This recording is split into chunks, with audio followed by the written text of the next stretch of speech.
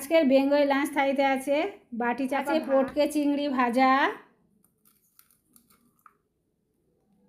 সজনে পাতা ভাজা, কুঁদরি পোস্ত দিয়ে ভেজেছি,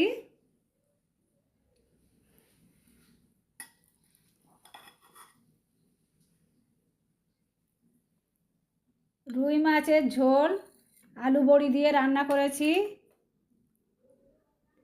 দিয়েছি ঝিঙে,